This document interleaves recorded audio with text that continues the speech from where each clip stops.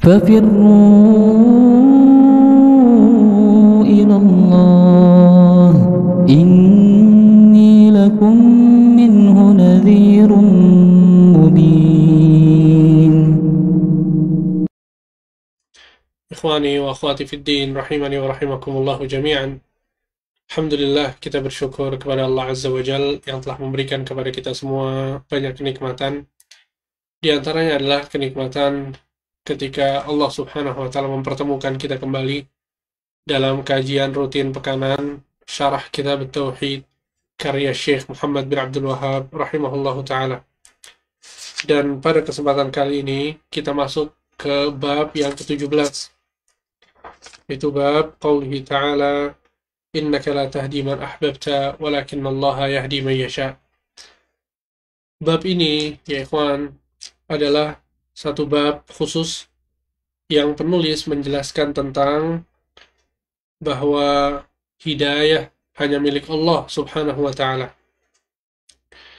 Kita lihat betapa penulis memiliki keunggulan dalam menata bab-bab yang ada di dalam kitab Tauhid. Ya, kita lihat dari awal bab, kita membahas tentang kewajiban Tauhid. Kemudian bab yang kedua tentang tahqiqut Tauhid, dan pahala orang yang melakukan tahqiqut Tauhid adalah masuk surga tanpa hisab dan tanpa azab. Kemudian bab yang ketiga tentang al-khawfu minasyirk, takut dari kesyirikan. Kemudian tentang dakwah kepada la ilaha illallah. Ya, kemudian tentang makna dari tauhid dan syahadat la ilaha illallah. Ya, baru kemudian di bab yang ke-6, ke-7, ke-8, ke-9, ke-10, ke-11, ke-12, ke-13, ke-14, penulis menyebutkan tentang berbagai macam bentuk-bentuk kesyirikan.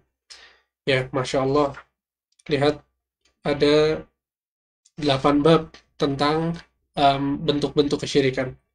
Kemudian di bab yang ke-15, di bab yang ke-14 penulis menyebutkan bahwa manusia yang paling mulia, makhluk yang ada di bumi yang paling mulia tidak berhak untuk disembah. Ya, kemudian bab yang ke-15, makhluk yang ada di langit yang paling mulia tidak berhak untuk disembah. Kemudian bab yang ke-16, ya, atau bab yang ke-17 yang sekarang kita masuk adalah tentang bahwa hidayah itu hanya milik Allah Subhanahu wa ta'ala. Atau bab yang sebelumnya adalah bab yang ke-16, yaitu tentang syafaat. Tayyib. Kemudian bab yang ke-17 yang saat ini kita akan pelajari adalah bab bahwasanya hidayah hanya milik Allah Subhanahu wa ta'ala. Ya, sehingga permasalahan demi permasalahan yang berkaitan dengan tauhid dikupas tuntas oleh penulis. Ya, dan ini salah satu dari keunggulan kitab tauhid, bahwa tidak ada permasalahan dalam tauhid kecuali dibahas dengan tuntas. Ya, bahkan pada pembahasan yang kita akan pelajari ini, ya, penulis menyebutkan tentang penjelasan bahwa hidayah itu murni hanya milik Allah Subhanahu wa ta'ala. Jangankan kita, ya, jangankan kita, Nabi Shallallahu Alaihi Wasallam yang sangat semangat untuk memberikan hidayah kepada seluruh manusia, ternyata ujung-ujungnya yang memberikan hidayah adalah Allah. Ketika Nabi berkehendak untuk memberikan hidayah kepada seseorang, tapi Allah Subhanahu wa ta'ala tidak berkehendak, maka orang tersebut tidak akan mendapatkan hidayah. Sehingga ini adalah pembahasan yang sangat penting, khususnya bagi orang-orang yang terjun di medan dakwah. Bagi teman-teman sekalian yang peduli terhadap teman-temannya, terhadap keluarganya, berharap keluarganya mendapatkan hidayah, maka kita harus meyakini bahwa hidayah itu murni ada di tangan Allah Subhanahu wa ta'ala. Dan kita akan menyebutkan dalil-dalil yang disebutkan oleh penulis. Di sini penulis menyebutkan 2 dalil yang menjelaskan tentang bab yang ke-17 ini. Dalil yang pertama adalah surat Al-Qasas ayat 56. Allah Subhanahu wa taala berfirman, "Innaka la tahdi man ahbabta, walakinnallaha yahdi man yasha, wa huwa a'lamu bil muhtadin." Sesungguhnya engkau tidak bisa memberikan hidayah kepada orang yang engkau cintai, wahai Muhammad. Akan tapi Allah yang memberikan hidayah kepada orang-orang yang Allah kehendaki. Dan ia lebih mengetahui siapa orang-orang yang layak untuk mendapatkan hidayah. Ayat ini adalah dalil yang sangat tegas yang menunjukkan bahwa hidayah hanya di tangan Allah Subhanahu wa taala. Sekali lagi, jangankan kita, Nabi Muhammad sallallahu alaihi wasallam yang dakwahnya sangat sempurna, ilmunya sangat sempurna, kegigihan beliau dalam berdakwah sangat sempurna, akan tetapi beliau tidak bisa memberikan hidayah kecuali dengan izin Allah Subhanahu wa taala, karena hidayah itu hanya milik Allah Subhanahu wa taala. Itu adalah dalil yang pertama. Kemudian dalil yang kedua adalah hadis yang sahih diriwayatkan oleh Imam Bukhari dari Ibnul Musayyib, bahwa Al-Musayyib bin Hazm mengatakan, jadi Al-Musayyib bin Hazm ini seorang sahabat yang merupakan ayah dari seorang tabi'in terkenal yang bernama Sa'id bin Musayyib. Ya, jadi Al-Musayyib bin Hazm mengatakan, ketika Abu Talib akan meninggal dunia, Rasulullah Shallallahu Alaihi Wasallam menghampirinya. Dan ketika Nabi Shallallahu Alaihi Wasallam datang kepada Abu Talib, maka ternyata di situ ada Abdullah bin Abi Umayyah dan Abu Jahal. Rasulullah Shallallahu Alaihi Wasallam pun mengatakan kepadanya, "Ya am, qul la ilaha illallah kalimatan uhajju laka biha indallah." Wahai pamanku, ucapkanlah la ilaha illallah. Sesungguhnya kalimat ini, jika engkau mengatakannya, maka aku akan membelamu dengan kalimat ini di hadapan Allah kelak. Maka Abu Talib mendengarkan apa yang dikatakan oleh Nabi Shallallahu Alaihi Wasallam. Akan tetapi, karena di sampingnya ada Abu Jahal dan Abdullah bin Abi Umayyah, maka mereka berdua mengatakan, "Atarghabu an millati Abdul Muttalib?" Wahai Abu Talib, apakah engkau membenci agamanya Abdul Muttalib?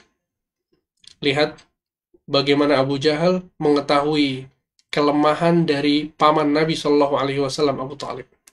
Abu Talib sangat mencintai ayahnya. Ayahnya adalah Abdul Muttalib, yang hubungannya sangat dekat dengan anaknya Abu Talib. Dan Abdul Muttalib adalah seorang yang memiliki karisma yang kuat, wibawa, dan kepercayaan dari orang-orang penduduk Makkah. Sehingga Abdul Muttalib dicintai oleh seluruh masyarakat Makkah. Abdul Muttalib ada di hati orang-orang Makkah ketika itu. Maka demikianlah perkaranya terhadap Abu Talib. Ya, kalau masyarakat Makkah saja sangat mencintai Abdul Muttalib, maka bagaimana dengan anaknya Abu Talib? Ya, sehingga Abu Talib ketika ya dikatakan kepadanya, apakah engkau membenci agama Abdul Muttalib? Beliau pun ragu untuk mengucapkan apa yang dituntunkan oleh Nabi Muhammad SAW untuk mengucapkan kalimat tauhid la ilaha illallah. Akhirnya Rasul Shallallahu Alaihi Wasallam mengulangi lagi ajakan tersebut. Nabi Shallallahu Alaihi Wasallam mengatakan kepadanya, "Ya am, qul la ilaha illallah." Wahai pamanku, ucapkan la ilaha illallah. Sesungguhnya kalimat ini, jika engkau mengucapkannya, aku akan membelamu nanti di hari kiamat di hadapan Allah Subhanahu wa taala berdasarkan ucapanmu tersebut. Terus demikian. Ya, beliau menoleh ke Nabi SAW, kemudian menoleh lagi ke Abu Jahal dan Abdullah bin Abi Umayyah. Terus demikian sampai akhirnya Abu Talib, sebelum dia menghembuskan nafas terakhirnya, dia mengatakan, "Ana ala millati Abdul Muttalib wal'iyadzu billah." Aku di atas agamanya Abdul Muttalib. Kemudian dia pun wafat. Wal'iyadzu billah.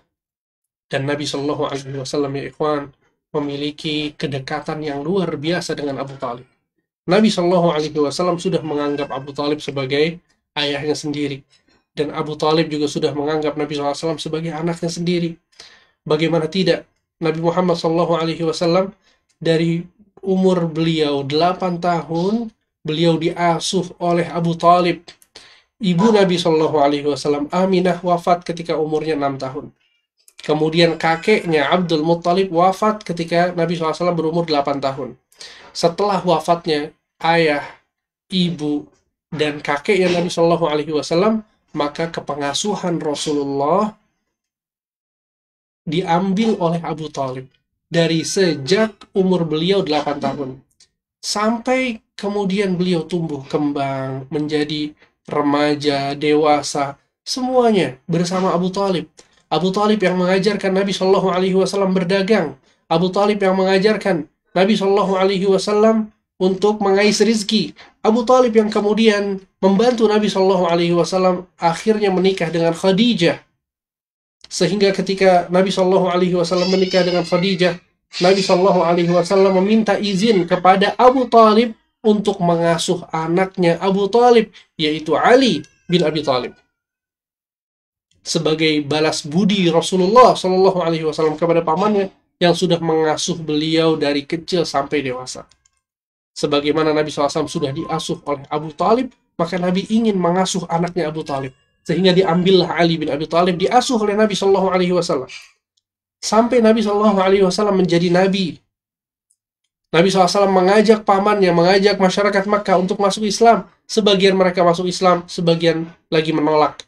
Abu Talib seakan tidak menolak, akan tapi dia tidak mau masuk Islam. Dia membela dakwah Nabi Shallallahu Alaihi Wasallam sampai orang-orang kafir Quraisy itu merasa segan ketika mereka mengganggu Nabi SAW, ketika mau membunuh Nabi SAW, selalu dicegah oleh pamannya Abu Talib. Tapi apa boleh buat? Ternyata hidayah belum menyapa Abu Talib. Hubungan yang sudah sangat erat, hubungan yang sangat dekat, bagaikan ayah dengan anaknya. Nabi Shallallahu Alaihi Wasallam sangat bersedih ketika harus melihat realita bahwa Abu Talib wafat dalam keadaan kafir, belum masuk Islam. Menyedihkan ya ikhwan. Sehingga ketika Abu Talib menghembuskan nafas terakhirnya dalam keadaan dia di atas kekufuran, Nabi Shallallahu Alaihi Wasallam pun mengatakan, Wallahi la astaghfirannallahu lak ma lam unha ank. Demi Allah, aku akan memohon ampun kepada Allah untukmu, wahai pamanku, sebelum aku dilarang oleh Allah Subhanahu wa Ta'ala. Maka Allah Subhanahu wa Ta'ala menurunkan surat At-Taubah ayat 113. Allah Subhanahu wa Ta'ala berfirman, "Ma kana lin-nabiyyi wal-ladzina amanu an yastaghfiru lil musyrikin walau kanu uli qurba min ba'di ma tabayyana lahum annahum ashabul jahim." Tidak boleh, kata Allah Subhanahu wa Ta'ala, bagi seorang nabi dan bagi orang-orang yang beriman beristighfar, memintakan ampun lil musyrikin, untuk orang-orang yang berbuat kesyirikan, walau kanu uli qurba, walaupun orang-orang tersebut adalah kerabat dekat, min ba'di ma tabayyana lahum annahum ashabul jahim, setelah jelas bagi mereka bahwa mereka adalah termasuk dari penghuni neraka jahim. Sehingga ayat ini, ikhwan, ya, mengejutkan Rasulullah SAW, menjadikan Rasulullah SAW sedih.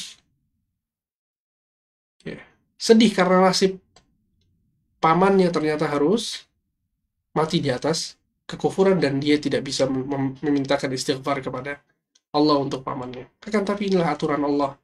Allah Subhanahu wa Ta'ala Maha Kuasa. Agama ini milik Allah Subhanahu wa Ta'ala. Sehingga Allah Subhanahu wa Ta'ala yang mengatur seluruh hukum. Dan kita meyakini bahwa seluruh hukum Allah Azza wa Jal mengandung maslahat dan kebaikan yang besar bagi seluruh alam semesta. Lihat bagaimana Nabi Shallallahu Alaihi Wasallam bersedih. Kemudian Allah Subhanahu wa Ta'ala juga menurunkan ayat yang ke-57 dari surat Al-Qasas. Allah berfirman, innaka la tahdi man ahbabta walakinnallaha. Ya, kemudian Allah Subhanahu wa taala menurunkan surat Al-Qasas ayat 57. Allah Subhanahu wa taala berfirman, innaka la tahdi man ahbabta walakinnallaha yahdi man yasha. Sesungguhnya engkau wahai Muhammad tidak bisa memberikan hidayah kepada orang yang engkau cintai. Akan tapi Allah yang memberikan hidayah kepada orang yang ia kehendaki. Sehingga ini adalah dalil yang disebutkan oleh penulis tentang bab yang ke-17 ini. Ada sangat banyak pelajaran ya ikhwan yang bisa kita ambil dari dalil-dalil yang tadi kita sebutkan. Yang pertama adalah bahwa hidayah itu terbagi menjadi dua. Hidayah terbagi menjadi dua. Yang pertama adalah hidayatul irsyad, dan yang kedua adalah hidayatul taufiq. Kalau kita melihat di ayat-ayat Al-Quran, maka kita dapatkan terkadang Allah Subhanahu wa taala menyebutkan bahwa hidayah itu hanya milik Allah. Dan terkadang Allah Subhanahu wa taala menyandarkan kepemilikan hidayah kepada Nabi Muhammad SAW. Maka bagaimana kita cara memahami ayat-ayat ini? Ya, sehingga Allah Subhanahu wa taala terkadang menyebutkan bahwa hidayah itu hanya milik Allah sebagaimana di surat Al-Qasas ayat 57 tadi atau 56. Ya, Allah Subhanahu wa taala mengatakan, innaka la tahdi man ahbabta. Wahai Muhammad, engkau tidak bisa memberikan hidayah kepada orang yang kau cintai. Walakinnallaha yahdi man yasha. Akan tapi Allah yang memberikan hidayah kepada orang yang Allah kehendaki. Kemudian juga dalam surat Al-Baqarah ayat 272, Allah Subhanahu wa taala berfirman, laisa 'alaika hudahum walakinallaha yahdi man yasha. Sesungguhnya engkau tidak bisa memberikan mereka petunjuk. Engkau tidak bisa memberikan kepada mereka petunjuk, akan tapi Allah yang memberikan petunjuk kepada orang yang Allah kehendaki. Lihat, di ayat-ayat ini Allah Subhanahu wa taala menetapkan bahwa hidayah itu hanya milik Allah. Tapi di ayat lain, contohnya surat Asy-Syura ayat 52, Allah mengatakan bahwa Nabi Muhammad itu bisa memberi hidayah. Kata Allah Subhanahu wa taala, wa innaka latahdi ila siratim mustaqim. Wa innaka latahdi ila siratim mustaqim. Dan sesungguhnya engkau memberikan hidayah kepada orang-orang untuk berjalan di atas siratal mustaqim, jalan yang lurus. Lihat, di surat Asy-Syura ayat 52 ini Allah menetapkan hidayah untuk Nabi. Padahal di ayat-ayat yang sebelumnya Allah menyatakan bahwa Nabi tidak memiliki hidayah. Maka cara memahami ayat-ayat ini adalah sebagaimana disebutkan oleh para ulama, bahwa hidayah itu terbagi menjadi dua macam. Yang pertama adalah hidayatul taufiq. Ya, jadi hidayatul taufiq adalah hidayah yang hanya dimiliki oleh Allah Subhanahu wa taala untuk menjadikan manusia taat dan beriman kepadanya. Ini hanya milik Allah. Ya. Adapun hidayah yang kedua adalah hidayatul irsyad, yaitu hidayah yang maksudnya adalah memberi penerangan, memberi penjelasan. Maka ini dimiliki oleh Rasulullah SAW dan orang-orang yang menyeru kepada Allah. Para da'i yang mengajak manusia kepada Allah, mereka memiliki hidayatul irsyad. Ya, hidayatul irsyad itu maksudnya penjelasan, petunjuk yang diberikan. Ya, ketika antum misalnya menjelaskan kepada keluarga, ya, bahwa agama yang benar adalah seperti ini dan seperti ini, menjelaskan bahwa perbuatan yang biasa dilakukan oleh masyarakat, misalnya dengan mendatangi dukun, itu adalah kekufuran kepada Allah Subhanahu wa taala. Atau antum menjelaskan bahwa pakai jimat itu ternyata hukumnya syirik, ya nggak boleh seorang itu pakai jimat. Nah, penjelasan seperti ini juga dinamakan hidayah. Tapi hidayah yang mana? Hidayatul irsyad. Ya, hidayatul irsyad. Ketika orang itu menerima, akhirnya dia beriman, akhirnya dia menjadi taat, maka berarti Allah telah memberikan hidayah berupa hidayah itu taufik. Ya, sehingga ini penting untuk difahami. Penting untuk difahami. Kenapa demikian? Karena terkadang kita punya orang-orang yang kita cintai, kemudian kita berharap Allah Subhanahu wa taala memberikan hidayah kepada mereka, sehingga kita bersusah payah, ya, berusaha untuk menjelaskan kepada mereka kebaikan. Tapi terkadang kebaikan itu tidak disambut dengan hidayah. Ya, orang itu tetap di atas kemungkarannya, tetap di atas kebatilan, tetap di atas kesalahan, padahal kita sudah maksimal. Ya, maka kita katakan bahwa hidayatul irsyad sudah dilakukan, akan tapi hidayatul taufik itu murni hanya dari Allah Subhanahu wa taala. Oleh karena itu, jangan pernah mengandalkan diri kita dalam berdakwah. Jangan. Perkara hidayah itu di tangan Allah. Kalaupun kita serajin apapun kita, sehebat apapun penjelasan kita dalam berdakwah, itu nggak bakal bermanfaat. Kalau Allah Subhanahu wa taala tidak menginginkan hidayah. Oleh karena itu, kewajiban kita sebagai hamba adalah terus memohon kepada Allah hidayah. Memohon hidayah untuk diri kita dan memohon hidayah untuk orang lain. Kita di dalam sholat kita 17 rakaat, 17 kali dalam satu hari, kita selalu mengucapkan ihdinas siratal mustaqim. Ya Allah, berikan kepadaku hidayah untuk berjalan di atas siratal mustaqim. Lihat, saking pentingnya hidayah, kita diperintahkan oleh Allah untuk meminta hidayah 17 kali setiap hari. Bahkan Nabi Shallallahu Alaihi Wasallam mengajarkan kepada kita banyak doa yang isinya adalah permohonan agar kita mendapatkan hidayah dari Allah Subhanahu Wa Taala.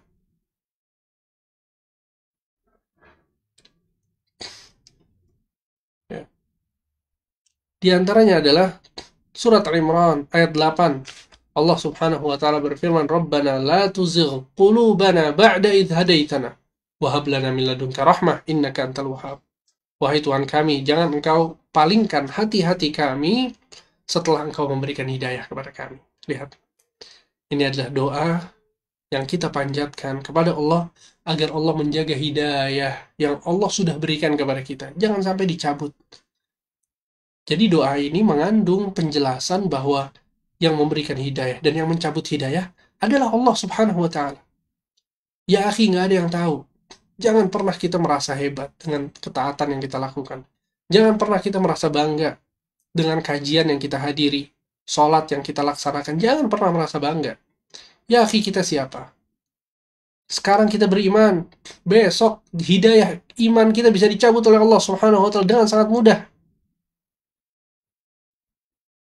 Oleh karena itu Nabi Shallallahu Alaihi Wasallam mengatakan, Inna qulubal ibad baina usba'aini min asabi'ir rahman yuqallibuha kaifa yasha. Sesungguhnya hati-hati manusia itu berada di antara jari jemari Allah dan Allah bisa membolak-balikannya sesuai kehendak Allah. Sehingga di antara doa yang paling sering dipanjatkan oleh Nabi SAW adalah Ya muqallibal qulub tsabbit qalbi ala dinik. Wahai yang maha pembolak-balik hati, kokohkanlah hatiku di atas agamamu. Nabi Muhammad SAW orang yang paling mulia, orang yang paling sempurna hidayah yang beliau miliki. Akan tapi masih beliau sering untuk memohon kepada Allah agar hatinya dikokohkan di atas agama. Maka jika Nabi SAW sering memohon hidayah, sering memohon kepada Allah agar hatinya dikokohkan di atas agama, maka bagaimana dengan kita? Ya. Kemudian juga Nabi SAW mengajarkan kita untuk mengucapkan dalam berdoa, Allahumma inni as'aluka al-huda was-sadad. Ya Allah, aku memohon kepadamu al-huda, petunjuk, was-sadad, dan amalan yang benar. Kemudian juga Nabi SAW mengajarkan kita untuk mengucapkan Allahumma inni as'aluka tsabata fil amri wal azimata 'ala rusydi. Ya Allah, aku mohon kepadamu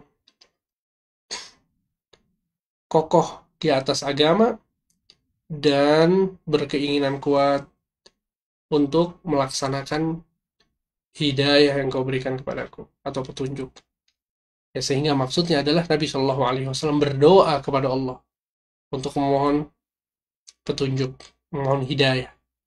Maka tentu kita lebih perlu untuk berdoa kepada Allah Subhanahu wa taala agar Allah memberikan hidayah kepada kita semua. Dan begitu juga ketika kita berharap hidayah untuk orang lain, maka jangan lupa untuk berdoa. Jangan lupa ya, Pak. Jangan lupa. Umar bin Khattab radhiyallahu anhu ardah adalah orang yang keras kepada kaum muslimin sebelum beliau masuk Islam. Akan tapi Nabi Shallallahu Alaihi Wasallam berdoa kepada Allah. Nabi Shallallahu Alaihi Wasallam berdoa kepada Allah Subhanahu Wa Taala agar memberikan hidayah kepada Umar agar masuk Islam. Kemudian doa Nabi SAW pun dijawab oleh Allah Subhanahu Wa Taala. Sehingga nggak ada yang sulit bagi Allah. Tidak ada yang sulit bagi Allah Subhanahu Wa Taala. Ya, bahkan sebagian ulama ada di antara mereka yang sebelum menjadi ulama dia adalah seorang qutta'ut turuq, ya, perampok. Bayangkan menjadi perampok kemudian bertaubat, akhirnya belajar agama, mendalami ilmu agama sehingga menjadi seorang ulama besar. Ya, sehingga hidayah itu hanya milik Allah, kita nggak ada yang tahu. Dan kita lihat ya fenomena di orang-orang sekitar kita. Ya, ada di antara mereka yang tadinya kehidupannya jauh dari Allah, kehidupannya jauh dari agama, ya jauh dari ibadah. Subhanallah. Allah Subhanahu wa taala memberikan hidayah, kemudian dia menjadi orang yang lebih baik daripada kita. Dahulu mungkin kita menganggap bahwa dia udah terlalu jauh bermaksiat, terlalu jauh dari agama, tapi ketika dia mendapatkan hidayah, ternyata dia lebih baik daripada kita. Dan ini terjadi, ikhwan. Ya, sehingga jangan pernah meremehkan orang lain yang masih bergelimang dosa. Jangan pernah. Kalau kita melihat seseorang yang masih melakukan kesalahan, masih bermaksiat, masih punya kebiasaan-kebiasaan buruk, masih melakukan yang haram, maka pandangan kita kepada orang tersebut adalah pandangan rahmat, bukan pandangan merendahkan. Kenapa? Karena kita nggak tahu betapa banyak orang yang tadinya bergelimang dosa, mendapat hidayah, kemudian lebih baik jauh daripada kita. Seakan-akan kita nggak bisa mencapai apa yang sudah dicapai oleh orang tersebut, padahal kita duluan yang dapat hidayah. Ya. Dan pemahaman ini ya ikhwan, pemahaman ini ya bahwa hidayah itu hanya milik Allah, ini akan menghancurkan rasa ujub yang ada di hati kita. Dan ujub ini muhlik. Ujub itu muhlik, menghancurkan diri seseorang. Nabi Shallallahu Alaihi Wasallam mengatakan salasun minal muhlikat. Ada 3 perkara yang menghancurkan diri seseorang. Syuhun muta' wa hawan muttaba' wa an ya'jabal mar'u bi nafsih. Yang pertama, rasa pelit, sifat pelit yang diikuti, kemudian hawa nafsu yang dituruti, dan ketika seseorang ujub terhadap dirinya sendiri, bangga dengan dirinya sendiri. Ini penghancur diri seseorang. Jangan pernah kita merasa lebih hebat, jangan pernah. Ya, baik kita baik untuk ikhwan atau akhwat.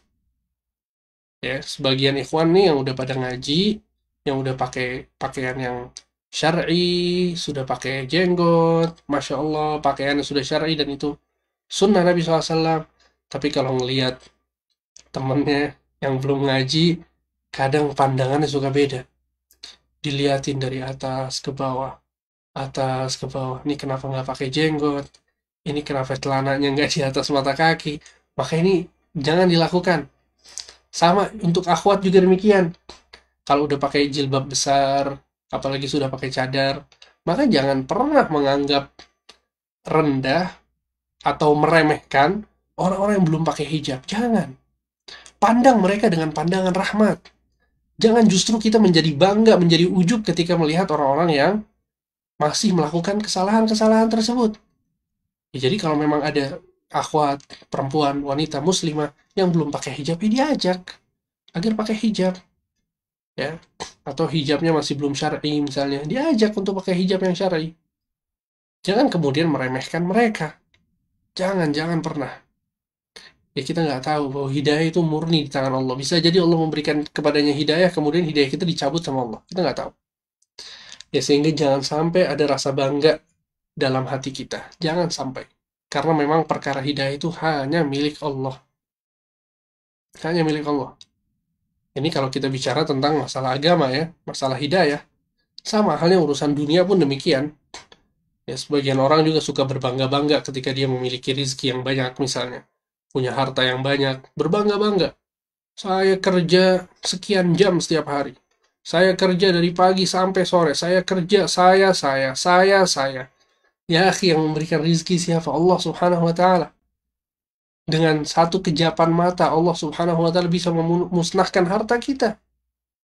Sehingga jangan sampai kita kemudian memiliki sifat al-ujub, yaitu berbangga diri.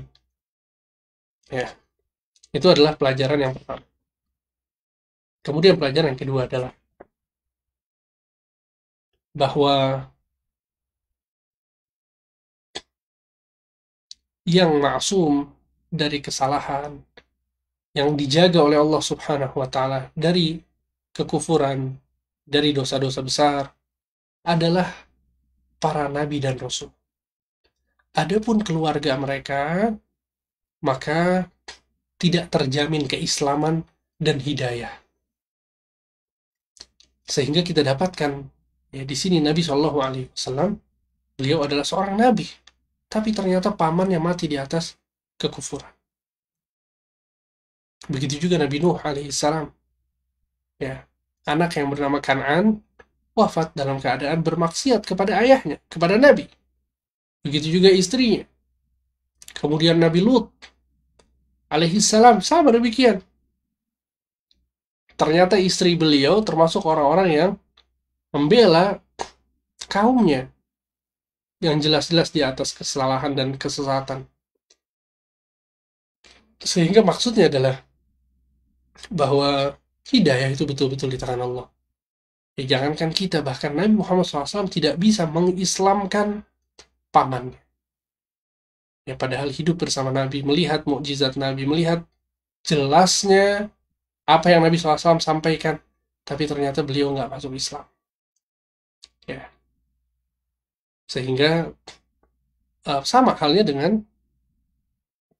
kita ketika kita terlahir dari keturunan orang-orang soleh, itu tidak menjamin kita kemudian terbebaskan dari api neraka.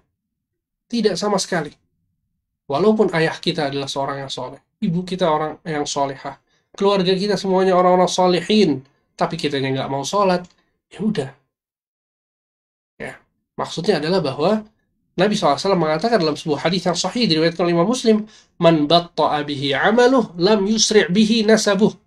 Barang siapa yang amalannya lambat, maka nggak bisa dipercepat dengan nasab yang dia miliki. Walaupun nasabnya hebat. Walaupun dia keturunan orang-orang soleh. Tapi kalau amalannya nggak ada, ya gimana mau diperbanyak dengan nasabnya. Itu adalah faedah yang ketiga atau pelajaran yang ketiga. Kemudian, pelajaran yang keempat adalah bahwa sebagaimana yang disebutkan oleh para ulama, ya bahwa Abu Talib, dia walaupun mati di atas kekufuran, akan tapi dia mendapatkan sebuah kekhususan. Apa kekhususannya? Yaitu syafaat dari Nabi SAW agar azabnya diringankan oleh Allah Subhanahu wa Ta'ala. Dan ini adalah kekhususan untuk Abu Talib. Ya, karena usaha yang beliau lakukan untuk membela Nabi Muhammad, kemudian Abu Talib senantiasa melawan sebagian orang dari orang-orang kafir Quraisy yang ingin mengganggu Nabi Shallallahu Alaihi Wasallam. Sehingga Nabi Shallallahu Alaihi Wasallam sangat terbantu sekali dengan pamannya Abu Talib. Ya, oleh karena itu paman Nabi SAW yang bernama Al-Abbas pernah mengatakan kepada Nabi Shallallahu Alaihi Wasallam, "Hal nafa'ta Aba Talibin bisyai'?" فَإِنَّهُ كَانَ يَحُوتُكَ وَيَغْضَبُ لَكَ. Apakah engkau memberikan manfaat kepada Abu Talib? Sesungguhnya Abu Talib ketika masih hidup, dia senantiasa membelamu dan melindungimu, bahkan marah untuk membelamu. Ya, maka Nabi SAW mengatakan, "Na'am, iya, huwa fi dahdahin minan nar." Sesungguhnya Abu Talib berada di neraka yang bagian paling atas. Walaula ana lakana fid darkil asfali minan nar. Kalau bukan karena syafaatku, pasti beliau akan disiksa di neraka paling bagian dasar. Ya, sehingga ini kekhususan yang didapat oleh Abu Talib, bahwa dia mendapatkan syafaat Nabi Shallallahu Alaihi Wasallam sehingga dia pun diazab di neraka yang paling atas. Ya, kemudian dalam hadis lain Nabi Shallallahu Alaihi Wasallam mengatakan, la'allahu tanfa'uhu syafaati yaumal qiyamah. Semoga syafaatku akan bermanfaat baginya di hari kiamat nanti. Fayuj'alu fi dahdahin minan nar. Maka kelak dia akan diletakkan di neraka bagian atas. Yablughu ka'baihi yaghli minhu dimaghu. Ya, sehingga dia akan diletakkan di neraka, dan yang terkena api neraka itu hanya bagian kakinya sampai tumit saja. Akan tetapi kata Nabi, otaknya mendidih. La haula wala quwwata illa billah. Ya. Jadi yang dibakar itu kakinya, tapi otaknya mendidih. Sehingga ini azab bagi orang yang paling ringan azabnya di hari kiamat kelak. Atau azab bagi penduduk neraka yang paling ringan azabnya di hari kiamat kelak. Dan kita berbicara tentang orang yang memang penduduk neraka, ya. Bukan masuk neraka kemudian masuk ke dalam surga. Bukan. Kita sudah bahas di bab-bab yang awal bahwa orang ketika memiliki tauhid di dalam hatinya, walaupun sebesar butiran debu, jika dia ditakdirkan untuk masuk neraka, maka pada akhirnya dia akan keluar dari neraka dan masuk surga. Nah, Abu Talib kondisinya tidak demikian. Dia selama-lamanya di neraka. Ya, dengan azab yang tadi disebutkan. Setelah mendapatkan keringanan dari Allah Subhanahu wa Ta'ala. Baik, kemudian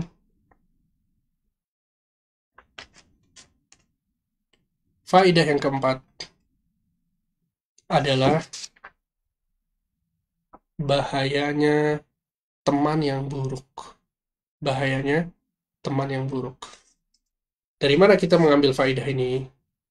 Ketika Abu Talib didatangi oleh Nabi SAW, ternyata di situ ada Abdullah bin Abi Umayyah dan Abu Jahal.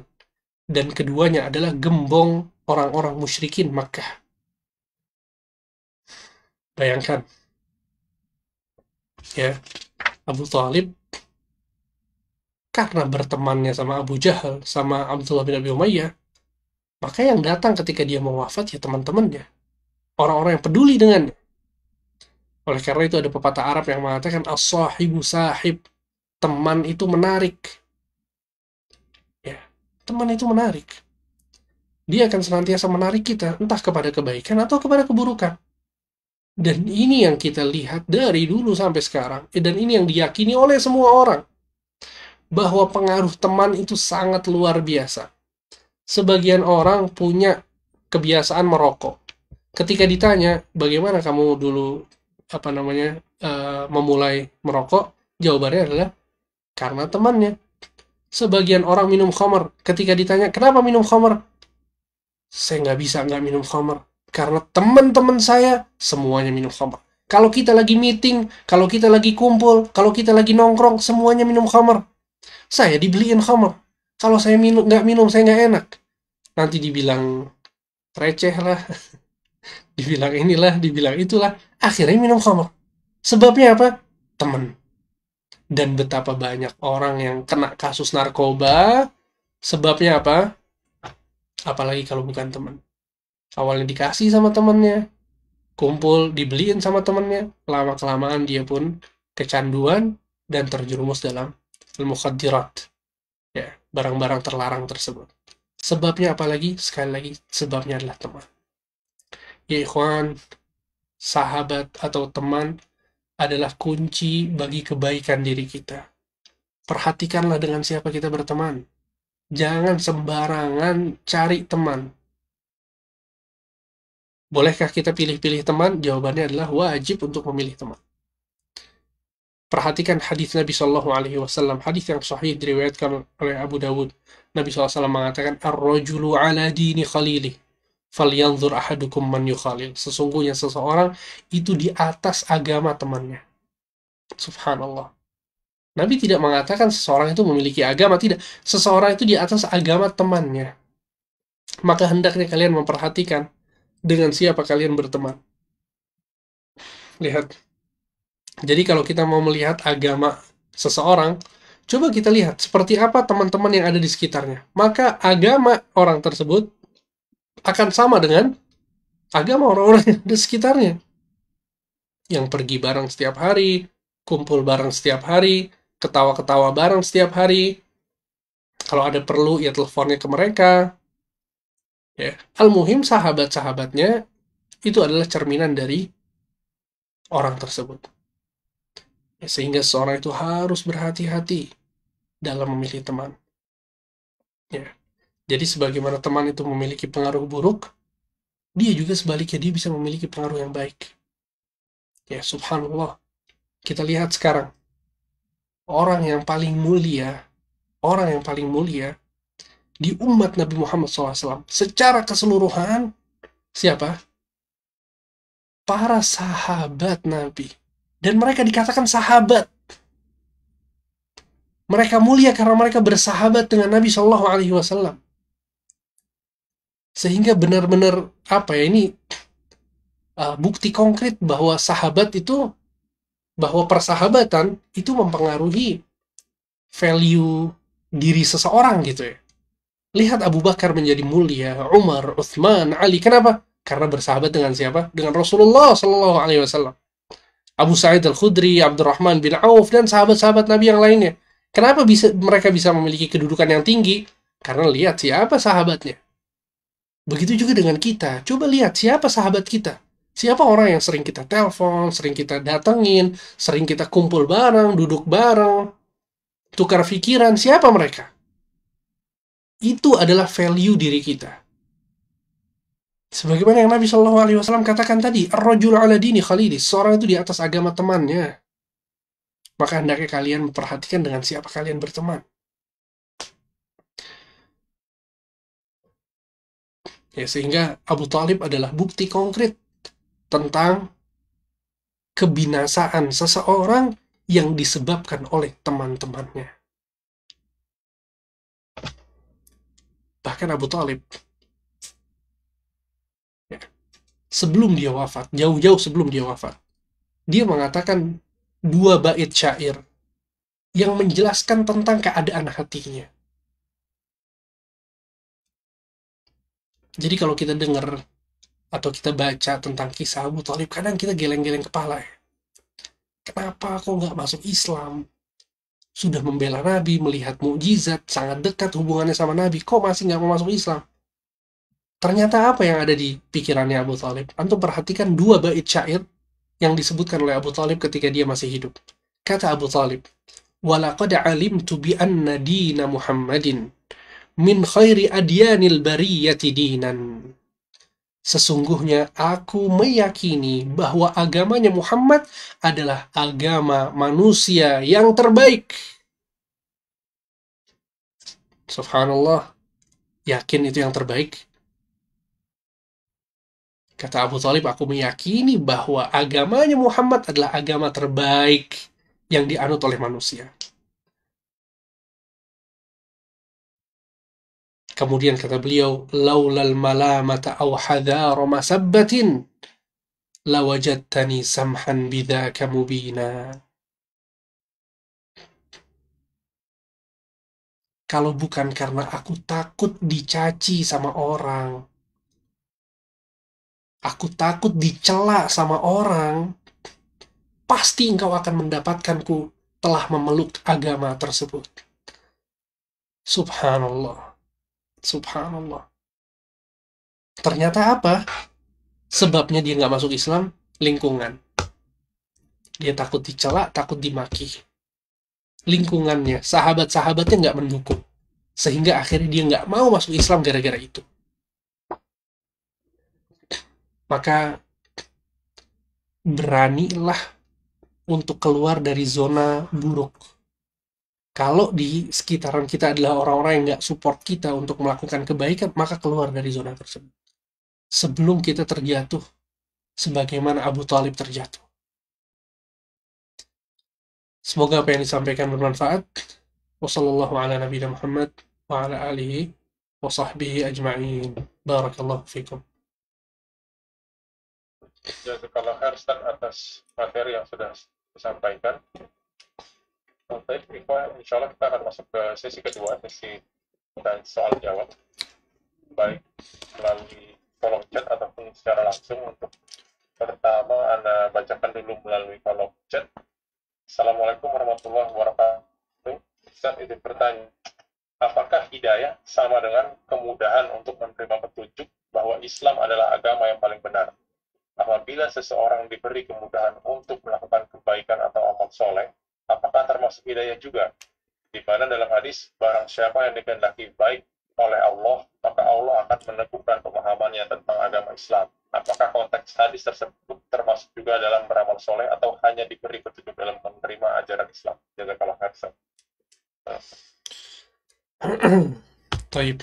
وما أرسلنا من قبلك إلا رجالا نوحي إليهم فاسألوا أهل الذكر إن كنتم لا تعلمون بالبينات والزبر وأنزلنا إليك الذكر لتبين للناس ما نزل إليهم ولعلهم يتفكرون أفأمن الذين مكروا السيئات أن يخسف الله بهم الأرض أو يأتيهم العذاب من حيث لا يشعرون أو يأخذهم في تقلبهم فما هم بمعجزين أو يأخذهم على تخوف فإن ربكم لرؤوف رحيم